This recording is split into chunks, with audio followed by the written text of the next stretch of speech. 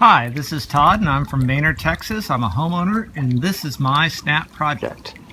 We needed to rescreen this outdoor stairwell here that connects a screened-in porch to an attic conversion that we use as a home office.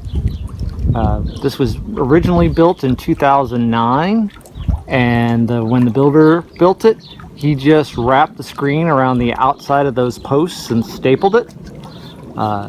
And left it, called it good. Of course, that didn't hold up here in Central Texas too long, and eventually we needed to replace the screen, and I really searched for a product or something that I could use to make it work without having to take off all those pieces of wood and essentially repeat what he did. When I found the SNAPP product, it was perfect for my installation.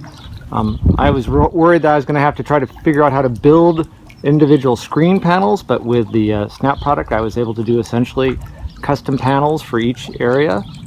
It took me about 3 days working on the weekends, 4 or 5 hours to do this. Went really quick, easy. I was able to cut the SNAPP product using my compound miter saw, pre-drilled it and then hung it.